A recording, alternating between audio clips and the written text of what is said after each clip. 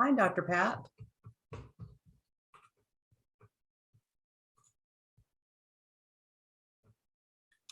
Hello there. How are How you? are you?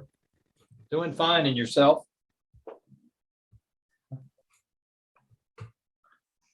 Can you hear me? Oh.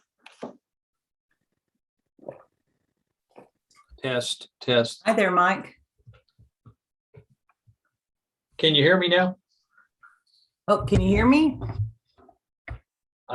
I switched microphones. I can hear you now. Okay, good. That's How are great. you? I'm good. How are you today? Just busy. Yeah. Yeah. And that's so true. Lord.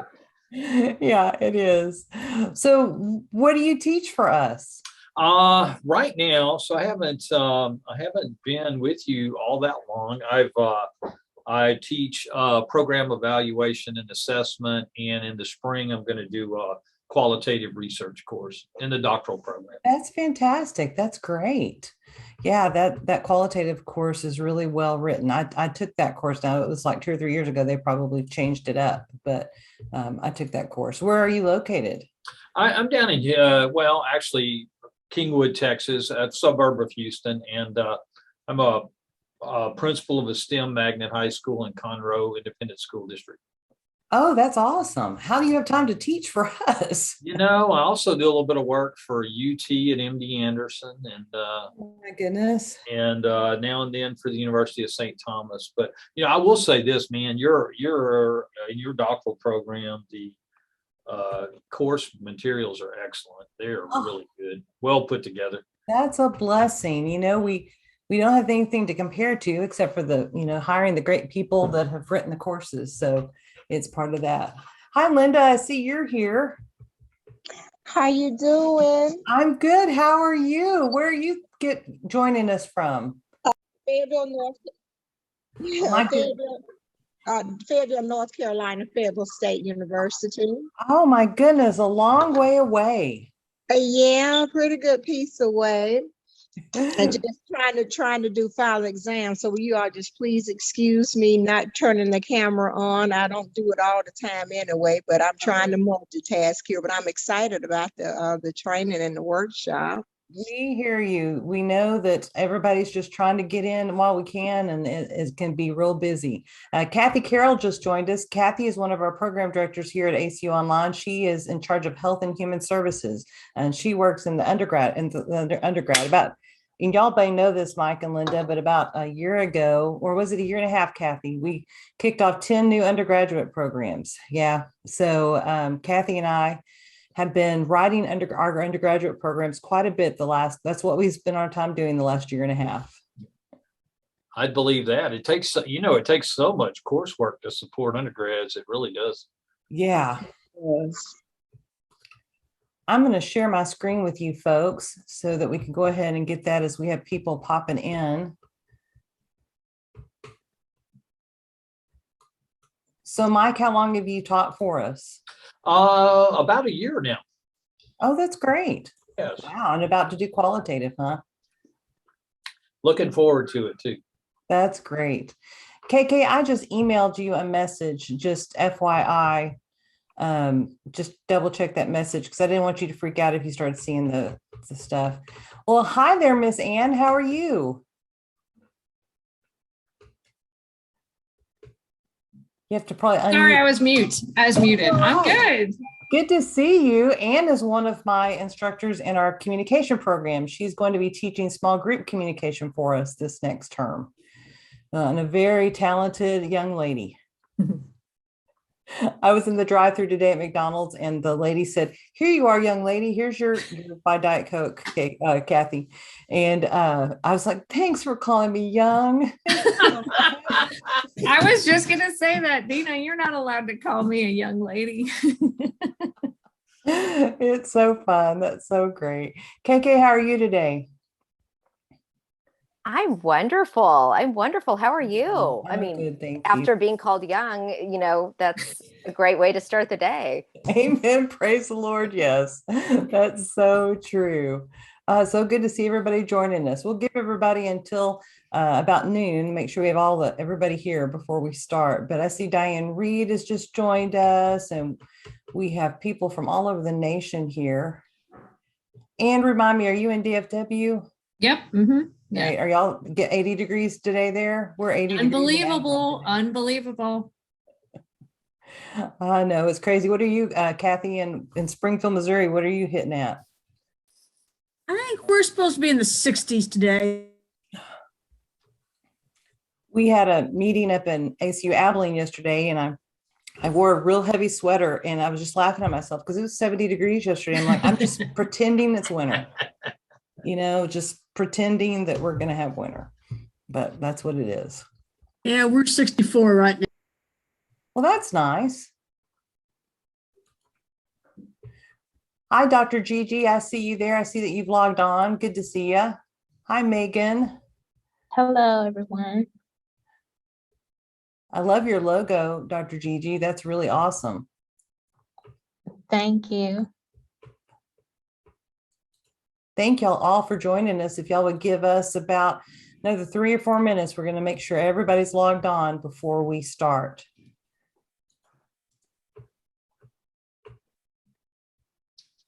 Now, some of you don't have your names on your Zoom screen, which is totally fine, but it also means that I don't know who you are. So if you want to unmute and just introduce yourself, we'd love to know who you are.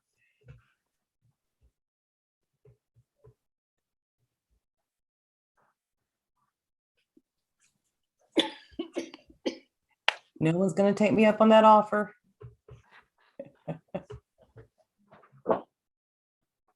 There we go. Kippy, I just saw Kippy log in. There's Melissa. Hi, Melissa. Welcome, Melissa Atkinson. Good to see you, Melissa. Hi, Avery. Good to see you. There's Linnea. Good to see you, Linnea. I hope everybody's doing well today.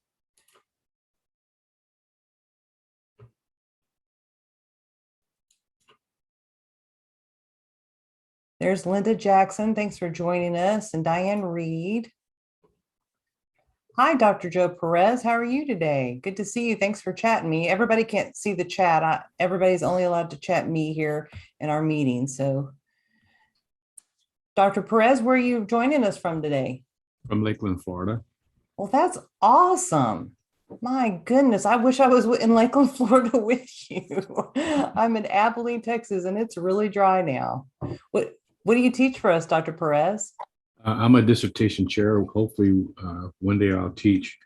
I asked to be able to teach, but I haven't heard anything. I know it's going to take some time, but I've been serving as an adjunct chair for a little over 1.5 years now.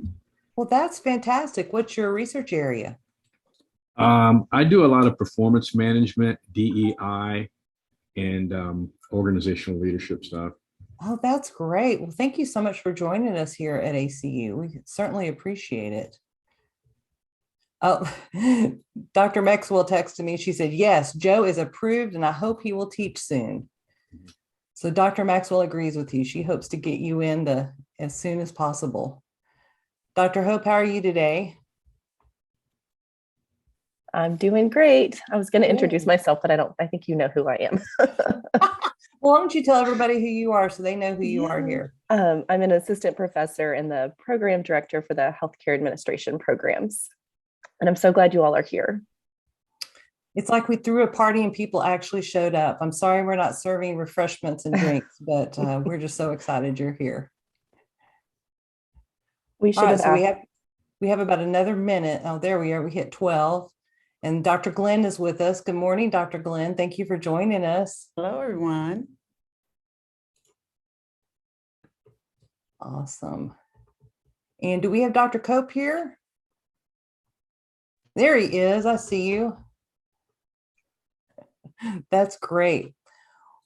Well, we'll go ahead and get started. I'm a real big believer in starting on time. So let me go ahead and get us going. We wanted to welcome you all to our Faculty Development Initiative Kickoff event. We're really excited you're here. We have here today both full-time faculty and adjuncts. And this is just an exciting inaugural event for our FDI initiative. My name is Dr. Dina Counts, and I'm the Assistant Dean of the College of Graduate and Professional Studies, or more commonly known as ACU Dallas Online. Now, you may be curious about what FDI is, and it's an initiative that began with our dean, Dr. Nanette Glenn, who you're going to hear from here in a moment, that when she asked faculty to take charge in creating materials and events to support our work here at ACU Online. So for the last 4 months, our committee has been working to do just that. We will be offering monthly live events like this one. We are also developing a support website that'll have materials and a newsletter with support information for faculty and adjuncts. Now, before we get started, I would like to recognize our FDI committee members, Dr. Kathy Carroll, Dr. Megan Hope, Dr. KK O'Byrne, Dr. Andrew Lumpy, Dr. Drew Jameson, and Dr. Kippy Fleming. I want to thank the committee for their work and diligence in these efforts the last 4 months. Without them, we couldn't have done this today. Now, with the guidance of Dr. Glenn, the committee has decided to focus on 3 development themes in 2022: instructional practices, well-being, and research and scholarship. So at this time, I'd like to welcome Dr. Glenn, the Dean of the College of Graduate and Professional Studies, as she's going to share a charge and word with us. Thank you, Dr. Counts. And I would also love to welcome each and every one of you here. I'm so excited to see so many here attending our inaugural event. And I would just like to thank you and thank the committee for their hard work in pulling this together and getting this plan established for us, this initiative established for us. The charge that I gave to the committee was, as Dr. Counts said it was, to have the faculty on the things that are important in those particular areas. And so I am happy to see that they have diligently carried out this charge, and I hope to see many, many good things. We just would like to welcome any ideas also that faculty members, adjunct faculty included, may have for us for future types of programs. So thank you so much for your attendance today. And I welcome you here, and thank you for coming and spending a little bit of your valuable time with us. You're welcome. Thank you. Thank you, Dr. Glenn. So appreciate that charge. And one of the things that I'm afraid when I was mentioning the FDI committee members, I left out Dr. Brenda McAdoo, and I shouldn't have, because she's going to be very instrumental in working with our live offerings in 2022. So my apologies to you, Dr. McAdoo, but we're glad that she's here along with our other committee members. So our agenda today is to have Dr. Cope share about the history of ACU and the lessons learned through his talk, No Ordinary University, A View of the Past and the Future. At the conclusion of his presentation, we're going to have an opportunity for questions and answers. And then we're going to preview FDI offerings in 2022. If you as adjuncts and faculty, if y'all have questions that you would like to ask Dr. Cope, feel free to chat me in the chat box, and I'll use as many of the questions as I can during the Q&A session. Can't promise that we'll use all of them, but we'll try to use as many as possible. So now I'd like to introduce Dr. KK O'Byrne. She'll be leading our discussion with Dr. Cope. I also want to give a shout out to Dr. KK O'Byrne. She has been instrumental in this kickoff, bringing people together and bringing all of us together today to share with Dr. Cope's wisdom. And thank you, KK, for all your work on this. Dr. O'Byrne is an associate professor in our EDD program, as well as an FDI committee member. So Dr. O'Byrne, I'll hand it over to you. Thank you so much, Dina. And you have been so wonderful to work with and spearheading this initiative. And you're amazing. I want to be like you when I grow up someday. But I'm so happy to be here today with all of you, and especially with Dr. Joey Cope. He's our Associate Vice President of Academics at ACU Dallas, as you all know. And you also may know that he's going to retire from the university on May 31st of next year. And although he's really that person who needs no introduction, Just so grateful for everything that he has done for us and for the university, that I want to highlight a few of his accomplishments. And I mean it, these are only a few of the amazing things that he's done. So Joey has been at ACU since 1989, and he's served in various roles that tap into his expertise as an attorney and a mediator. He's served as a faculty member. He has been the interim vice president for university advancement. He's been the executive director for the ACU Foundation. He was the founder and the first executive director of the Center for Conflict Resolution, which would later be named the Duncan Center. And he served in that role for 17 years. In fact, it was just until last year then he came to ACU Dallas, and until last year, as he served in that role until he became, see, I can't keep it all straight. He's done so many cool things. He served in that role until he came to the into the College of Graduate and Professional Studies, where he served as dean until last year. Thank you. But you know what? Chances are you knew most of this, if not all of it, about Joey. So I want to give you 3 things you may not know about him. Okay. First of all, he is an avid fan of Seinfeld and The Office. And there's a rumor that he has every episode of both shows memorized. Okay. Number 2, his dog Togo is a social media star. And I actually have this plan for Joey and Togo to write a book together. And that's a story for another day. But number 3, this is a big one. Joey Cope was the drummer in a rock and roll band called the Hard Travelers. I know. I cannot get any confirmation as to whether or not he had a mullet and whether or not he's still affiliated with this rock band. But I guess it doesn't really matter, because you know what, Joey, you are a rock star in our eyes. You always have been and you always will be.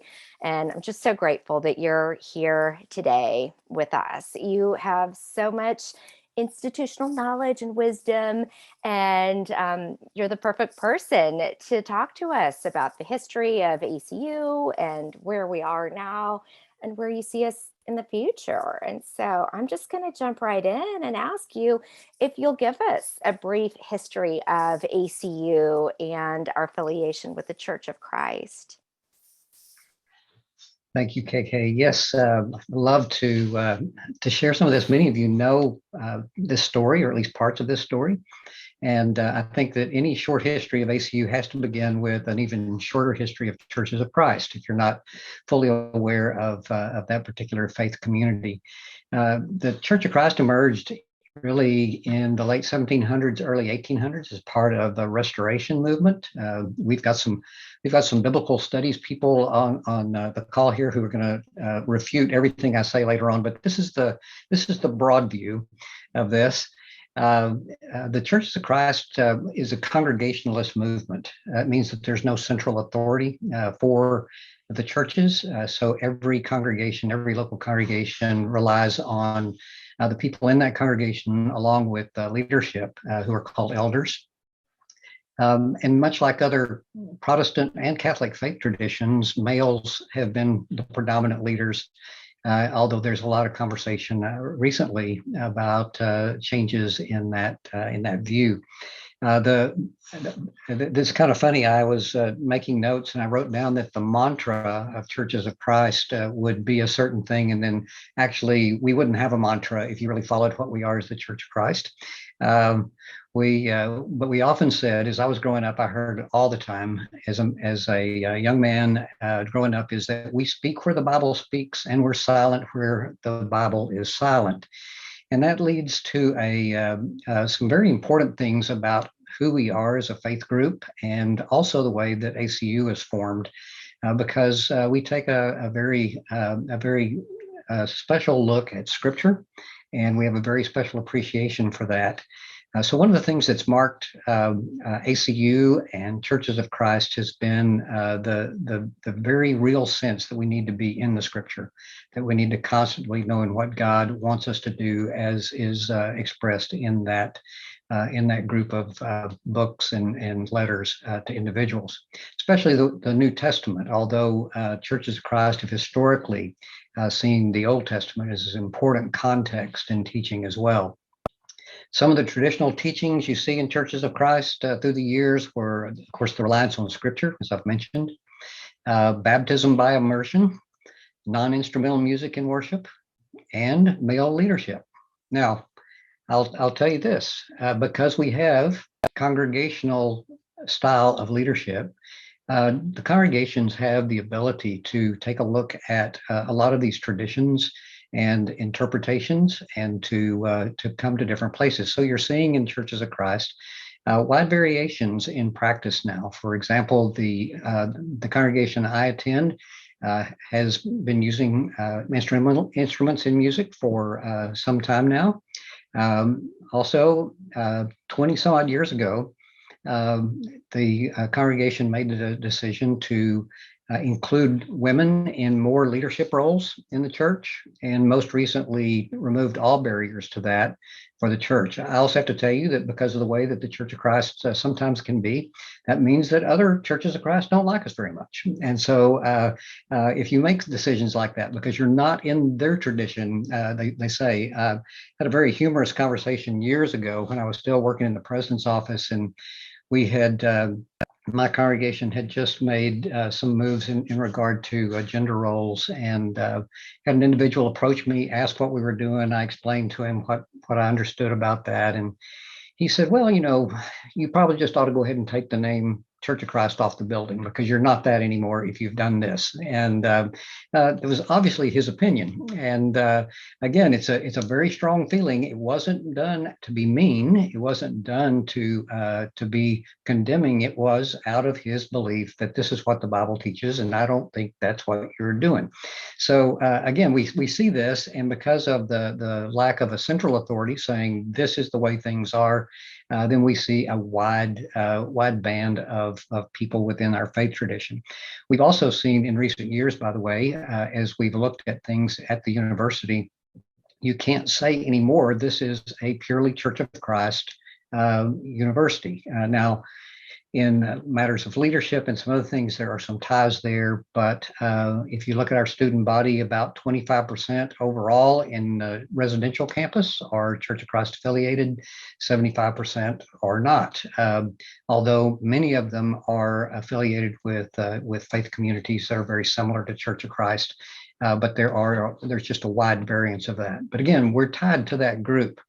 Interestingly, we were formed as a university in 1906, and I'll talk a little bit more about that in a minute. In that year, the U.S. religious census noted the emergence of two distinct groups from what had been a single group. The Christian Church, Disciples of Christ, was listed separately from Churches of Christ for the first time, and the primary distinction at that time was over the issue of instrumental music. There's a whole history about that separation, and also attempts recently to bring those groups closer together. And it's one of those things I appreciate about this particular faith community is that there always seems to be somebody thinking and looking toward ways to make things better, to be more godly in what we do. Now, before we brand the Church of Christ as sort of a stodgy, antiquated faith community, it again needs to be said that many of the congregations are distinguishing themselves through their practices and interpretations of Scripture. That constant testing of practice against Scripture is a really good thing. And it also causes a lot of angst and conflict as people deal with that. So put in the mix a central institution trying to serve initially a faith community called Churches of Christ, and that would be where ACU starts.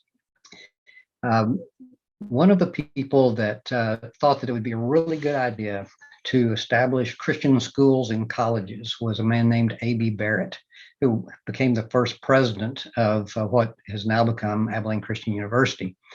He had a dream of starting a Christian school west of Dallas-Fort Worth area. He was from the Denton area, had been raised in Tennessee, and he was thinking that maybe this would be established in a place like, well, maybe Abilene or Sweetwater or San Angelo or Ballinger, somewhere out in what we now call the big country.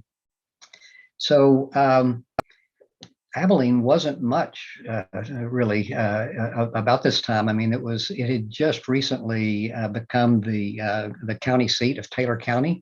That was formerly down in Buffalo Gap, just south of us. But the owners of the Hash Knife Ranch, which was here close to Abilene, had convinced the Texas and Pacific Railway to put a railroad through here. And the people in the county decided it would be best to have the county seat there at the railroad. So Abilene became the county seat of Taylor County. Barrett planned a survey trip to come out to West Texas to scout out these locations, and he did what most people would do. He got on a train. And because it was a long trip, he booked a berth car.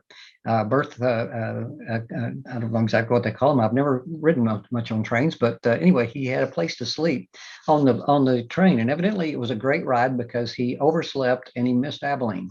Went right on to Sweetwater and went ahead and scouted out Sweetwater. He was there, then came back to Abilene, and then later took a side rail car. It was basically a freight train that they would put some passenger cars behind down towards San Angelo, Ballinger, down in that area. So part of this is you may say, well, that's not interesting at all. Well, it's sort of interesting.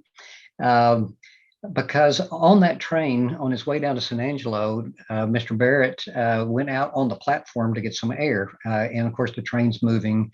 And as you could imagine, could happen, his hat blew off. And it was his only hat. And of course, he couldn't retrieve it. And he got to San Angelo to have a meeting with actually members of the Church of Christ there who might support a Christian school in the area.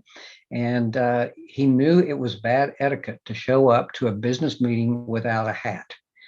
But Mr. Barrett only had 50 cents over and above what he had budgeted to buy his tickets to get back to Denton and home. So he found a cap, not a real hat, a cap that he could buy for 50 cents, and he wore the cap to the meeting.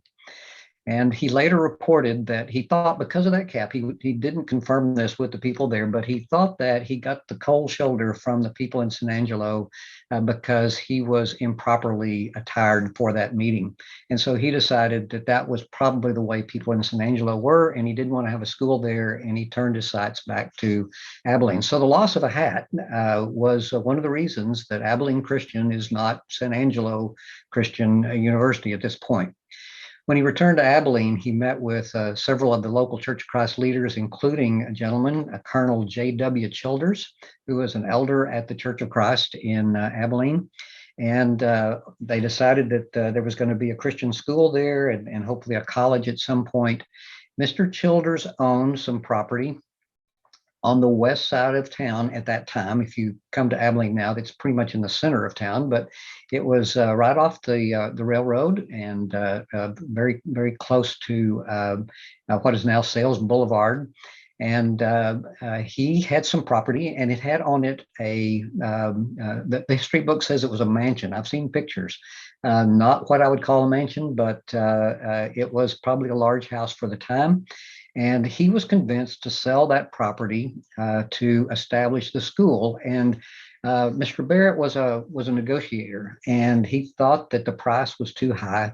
So he had got Colonel Childers to agree to sell the property, discounted $2,200, and the entity would be named Childers Classical Institute. And that's the way that the first part of ACU was named. So we have Childers Classical Institute. It was originally a grade school through high school set up. The mansion became the president's home and also the dormitory for the students from out of the Abilene area. And Mrs. Barrett actually was the cook for all the students who lived on campus at that time. They built a building which later was burned, but Barrett and other trustees began looking for more room for the campus and looked out towards the Hash Knife Ranch, which was located on the eastern side of Abilene, and they were able to raise the money and purchase about a section of land and then additional property was given to them, 800 acres overall. When they moved out there, it just so happened that at the time that happened, there was a really bad fire on the on the original campus, and the building burned, and they needed to move. So they moved out. They sold some lots around the campus to raise money to build some of those early buildings, and that was the establishment of the campus that you would now see over on the eastern part of ACU, up close to I-20.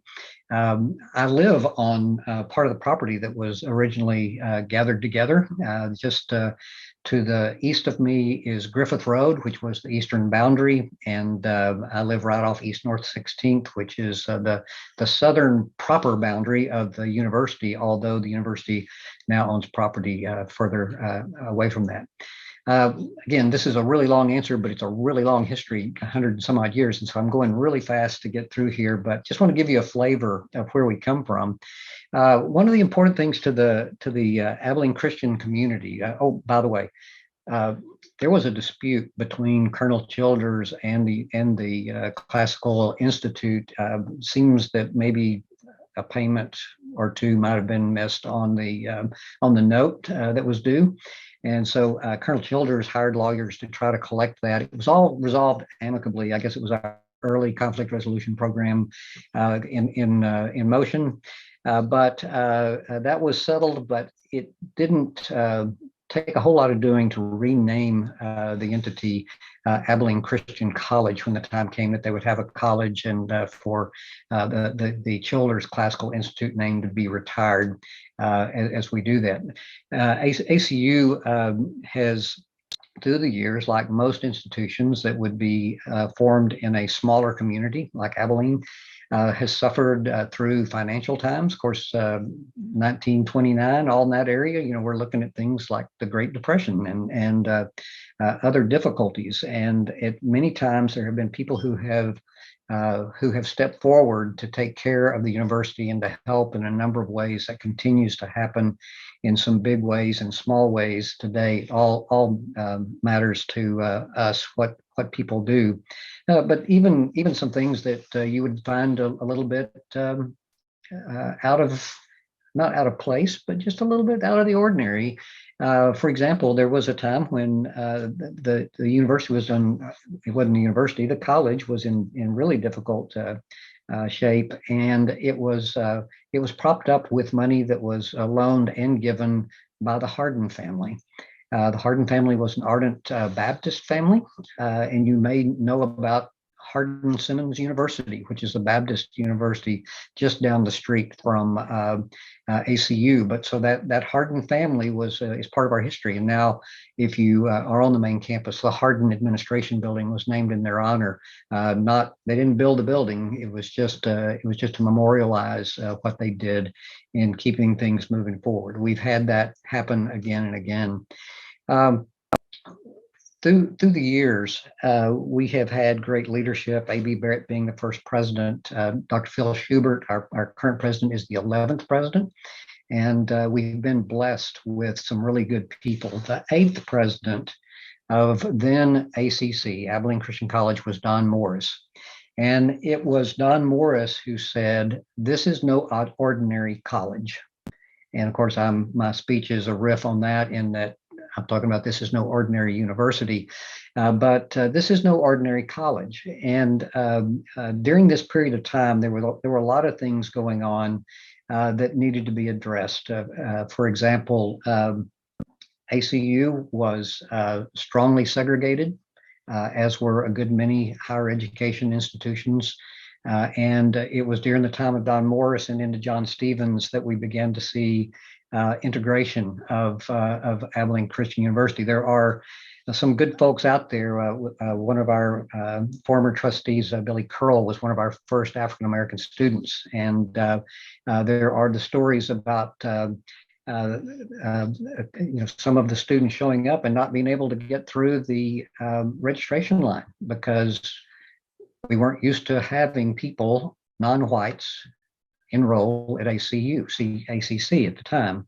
And there is a story. I don't know if it's true. I looked around to see if I could find verification of it, but of Dr. Morris, out on campus, meeting a couple of African American students who said they were having trouble. They won't let us through the line. And stories that Dr. Morris got up from whatever he was doing or left the conversation he was in and walked back with them into the registration lines and helped those students to be enrolled. 1960s, early 1960s, a gentleman named Carl Spain addressed the ACU lectureship, which is now called ACU Summit, but and it's far different from what it was then. But used to 12,000 people would come to Abilene for these lectureship series, week-long meetings where scholars and preachers would come from all over the United States and the world to speak. And Dr. Spain was a keynote speaker, and he got up and fully addressed the question of what we were doing in segregating and how that was against our Christian beliefs. It was a challenging sermon, really, to that group, but it was a changing point for Abilene Christian University. There's a whole lot of history around that. We now have the Carl Spain Center, which Dr. Jerry Taylor leads. That is a marvelous group that works specifically on diversity issues as it relates not only to the university but to churches as we move forward. There's so much history. There's so many bunny trails for me to go down, but let me keep moving to go forward. I know that KK's got more questions, and so we'll try to get there. Are we doing all right, KK? We're doing great. Thank you so much. There is so much rich history, and it's those stories about A.B. Bear and that his hat being blown away and all of it that is so fascinating to me. Not A.B. Barrett, but I just think that is it's those stories that are so enriching and that we don't always get an account of when we're reading different pieces of ACU history. So thank you so much for sharing all of that. And I hear a theme of something that I want to tap into later too, but I wanted to see if you can talk a little bit about how ACU Dallas came to be and what you've witnessed since ACU Dallas was born.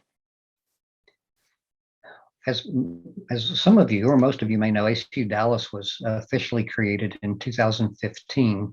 It was through conversations between a number of members of the administration and faculty, including our own Dr. Stephen Johnson, that the idea of a separate campus in Dallas that would be accredited in a little bit different way than what we'd seen before would be established for the purpose of beginning a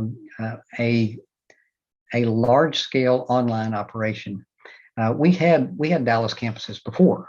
We had one downtown with City Square with a particular work that we were doing there. We had one close to the south edge of the airport at one time.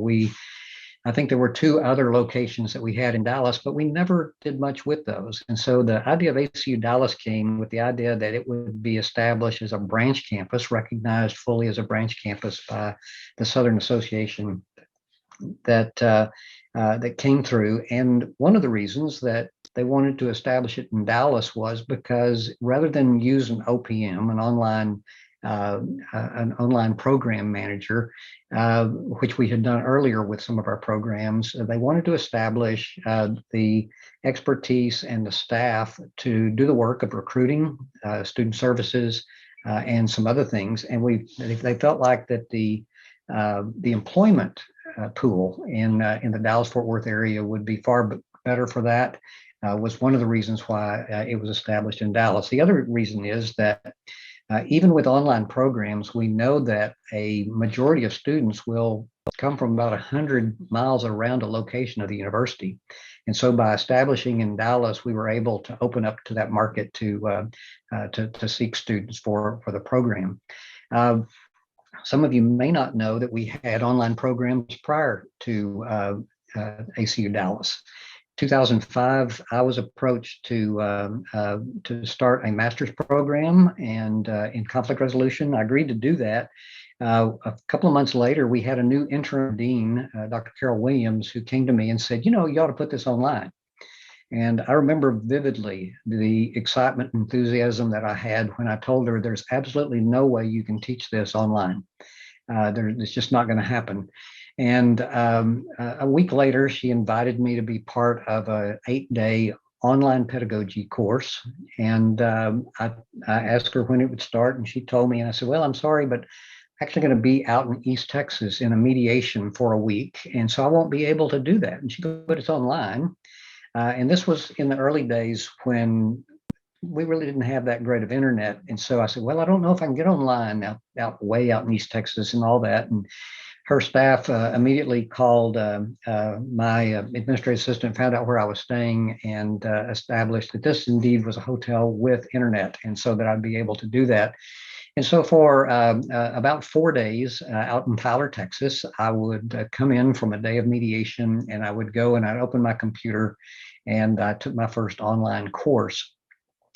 And I came out of that thinking, yeah, you can teach a lot of things online, and there are a lot of things that can be done there. And so I became somewhat of a believer. I thought we could get there, but this was before we knew a lot about online. People were doing online, but we hadn't done any at ACU. And so I was fortunate that ACU invested in an online shop on campus. Dr. Gary Tucker worked with Dr. Williams, and was really our first instructional design. We had a team of people. We had media folks. We had a lot of resources to start with. And roughly a month after I told Dr. Williams that I didn't think we could teach this online, I was developing the first course for ACU Online, the negotiation class. Frustrating class, frustrating development, because Dr. Tucker would come over twice a week and sit with me for 2 hours and ask me to boil the class down to what really needed to be taught. I showed him the residential syllabus, and it just kept on getting boiled down. And I realized that online gives us opportunities to get right to the point in our classes, and to focus students in a way that sometimes is difficult even in residential classes, because of just the nature of folks wandering in off of a campus and all sitting down together. They're not always in the same place. But we brought over the programs that we had originally, which were the conflict resolution master's degree and certificate, the organizational development degree. We had a master's in education. That one actually was not part of the group that came to ACU Dallas immediately, but came later. And also the higher ed program was involved in that move to ACU Dallas. But we've had pioneers in online for a long time. In addition to myself, Lloyd Goldsmith, many of you will remember, he just recently retired, Karen Maxwell, Jason Morris, John Camp, all were part of that original group on campus. And so we brought that over and matched it up with new programs, the EDD, the Doctor of Nursing Practice, Marriage and Family Therapy, and MBA. All of our programs were graduate programs at first, because ACU had also recognized that they didn't have as many graduate programs as they really needed for the university as a whole. Thank you so much. Thank you for being that pioneer for us. And you really are the reason why we exist. And thank you so much. And so, Joey, I wonder if you can talk a little bit about, now that we know where we've been and how ACU Dallas was developed, where do you see us going? What do you see on the horizon for us? It's really great to have someone ask someone, that they're retiring, where do you think things are going? Because exactly. there's a good chance I don't know. They may not be telling me things anymore. But what I understand is this, and what I see is this. Number one, online programs will continue to be strengthened and expanded. And when I say strengthened, what I mean is we're going to have to continue to be innovative. It's a crowded field. More people are going into the online. The things that I learned and knew in 2005, 2006, developing our first courses, I used to think I was an expert. When I came over here in 2015, I thought I was an expert in online. And yet, not just by the year, but by the month, the online environment changes. And so I believe what we're going to see here is ACU Dallas, the university as a whole, will invest more in online programs in terms of resources, in terms of allowing faculty to explore and to find new ways to do things online. We're looking at new programs. So one of our challenges that we're working with right now in undergrad is how do we deliver a laboratory course? And so, there are a number of things that are in front of us that other people have begun to solve. We need to be part of that, and we need to be in the forefront of that. So continuing strength in online is one thing. I think also we'll see a greater inclusion of all aspects of the campus in the development of our programs. We're going to have more faculty opportunities for input. This is kind of a true confession time. Before you retire, you tell everybody, what you're really sorry about that you did while you're there. One of the things that we've done to this point is true in almost any startup is we've been holding on for dear life. That we've had tough times. We've had some challenges through these first 6 years, but we have learned from it. We've moved forward. We've been able to make some changes and adjustments to a point that we're in a very strong position now. Although I'd say that guardedly, we continue to watch and monitor everything that happens. But one of the things that I did not do when I was named dean in 2017, one of the things that I did not do well is stay in touch with faculty. Doing other things wasn't for a lack of something to do, that I was just sitting out here in the backyard with my dog Togo, the famous Togo. I was quite busy, but really didn't have the relationship with faculty and make the opportunities available to faculty to be as involved. So I think we're going to see that. Dr. Glenn has been strong in that regard, and I think you're going to see some marvelous things happen there. I was so excited when she was hired.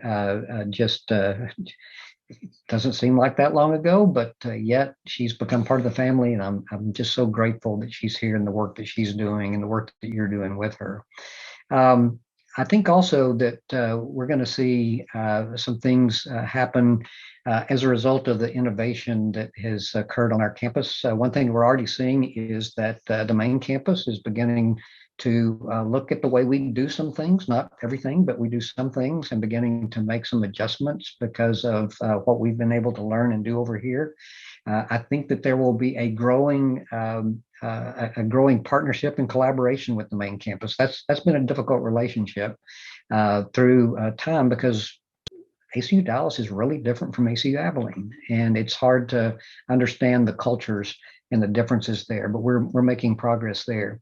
I think also that one of the things that you'll see is that ACU Dallas will, its role will change in that it will not only be online. We have one residential program right now, which really belongs to the College of Education and Human Services. The Communication Sciences and Disorders meets on our campus in Dallas. We'll be looking at additional residential programs, hybrid programs, and we'll play a large hand. The ACU Dallas organization will have a large hand in regional campus expansion to other places in Texas and perhaps outside the state as ACU tries to extend its reach. Thank you so much. That is wonderful news. And I just want to highlight a couple of themes I heard that first, we're a really resilient organization, right? ACU and the development of ACU Dallas, to say that it's been anything but easy is an understatement.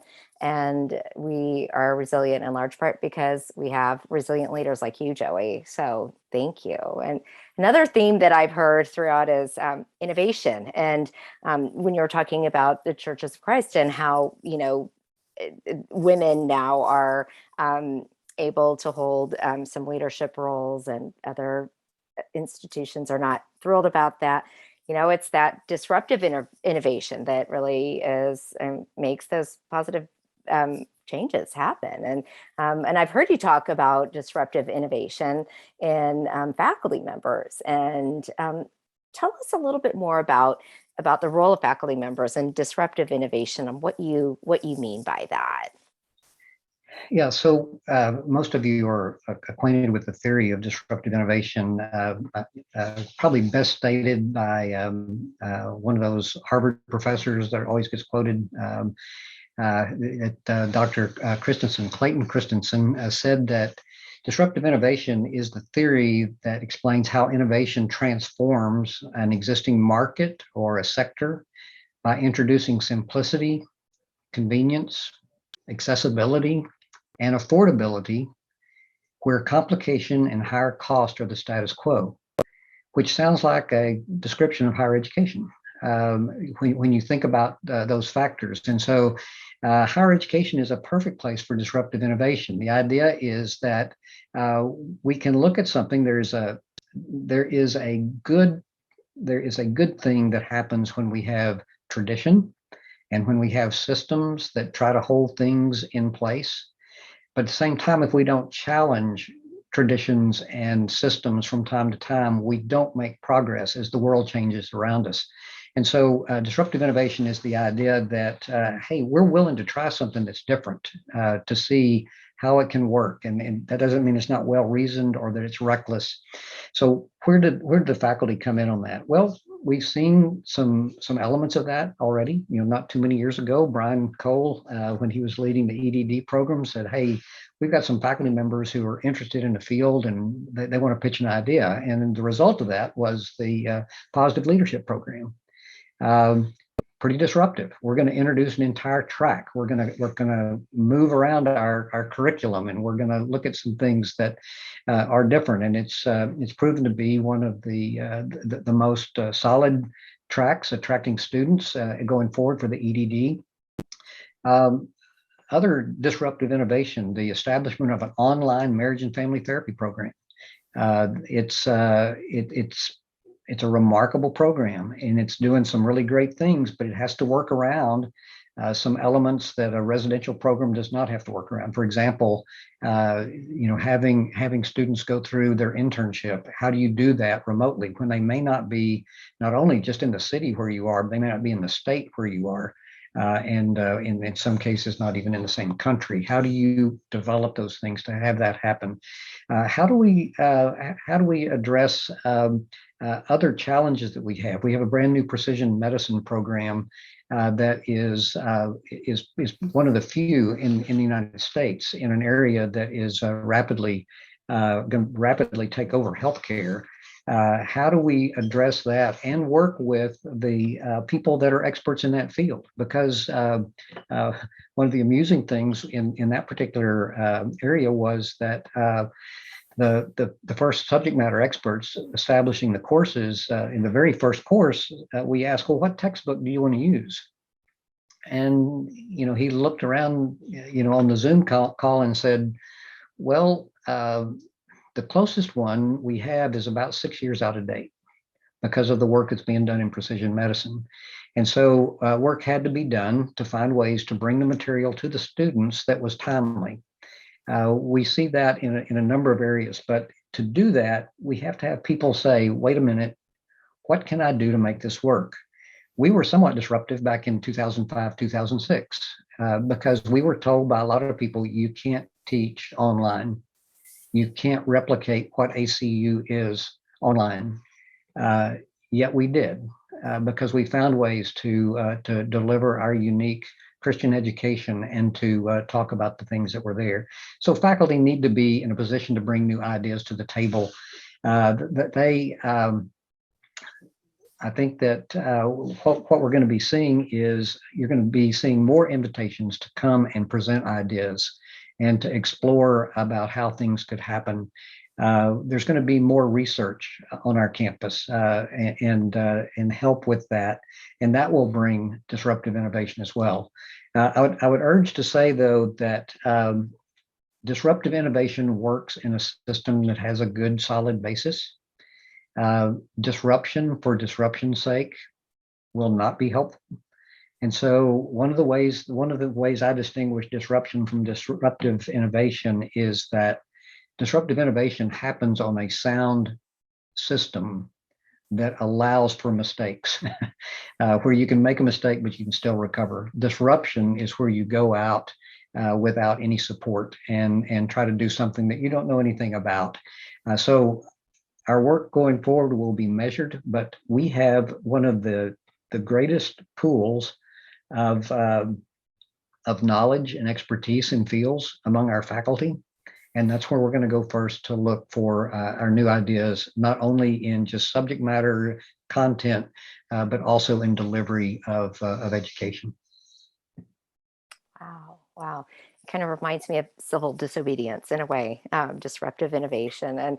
And I will say that it is only possible because of leaders like you who are so open-minded. And even though, years ago you had so much on your plate already, when Heather and I came to you and said, "Hey, we have this idea," and we filtered it through Brian first, and he's like, "Oh, that's a great idea. Let's talk to Joe." And boom, it happened. And things usually don't happen like that in academia, where that kind of change happens so swiftly. And it's actually an example that I use in the positive leadership track, ironically, when we're talking about innovation and explaining to the students, a leader being open to innovation is exactly why we are here in this positive leadership track to begin with. And then I brag about you and everybody, and it's wonderful.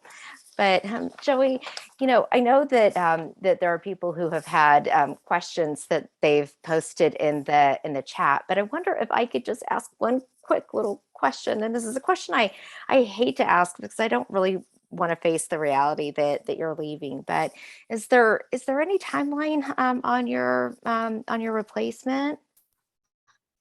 Nothing firm yet, but there's a general goal. There's a hope that an individual can be identified and on board, hopefully before I leave at the end of May, so that I'll have some time with them to try to download some things and show them where things are filed and that sort of thing. But it is the hope of the campus administration to find that person, to bring them on board and to line them up. I'm delighted that that'll happen. That'll be much better than having someone come after I leave and having to figure out from there. But I would say too, the AAG, the Academic Administration Group, is going to be a strong piece of what happens going forward. In fact, they're meeting today in Dallas without me to talk about their roles going forward and how they can be most instrumental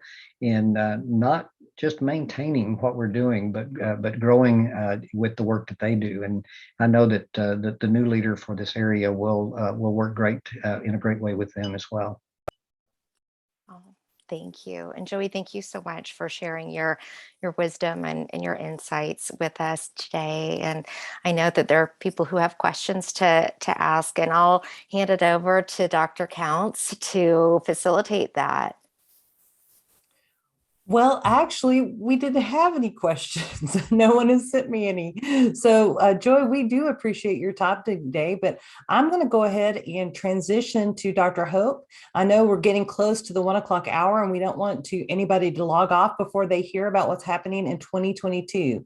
So let me introduce you to Dr. Megan Hope, and she's going to share with you about what's coming with FDI.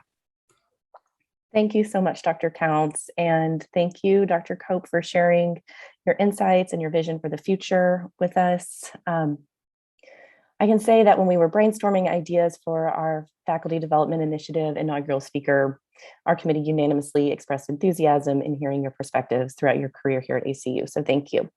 And thank you to all of you for attending today. And please be on the lookout for more information in the months and weeks ahead. As Dr. Counts mentioned, in 2022, we will be focusing on 3 themes: instructional practices, self-care, and research and scholarship. We will be hosting 1 live event on the 2nd Thursday of each month at noon Central Standard Time. Please also be on the lookout for monthly newsletters and information about our website, which will be launching soon. In January, we will hear from 3 EDD students in the positive leadership track, which I've loved hearing about today.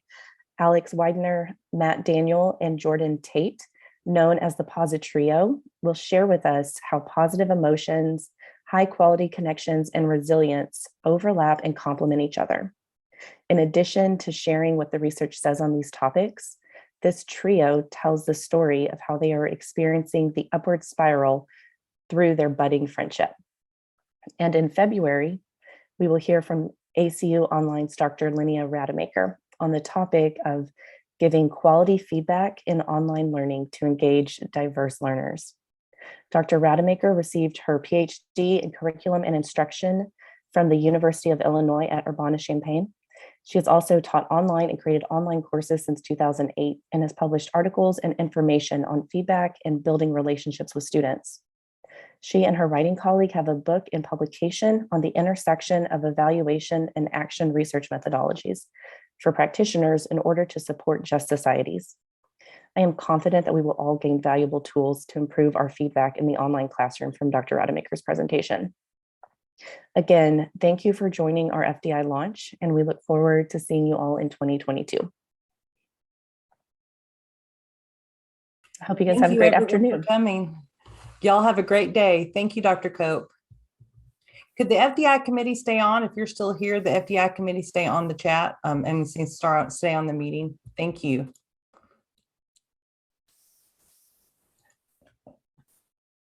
I'm going to stop the recording.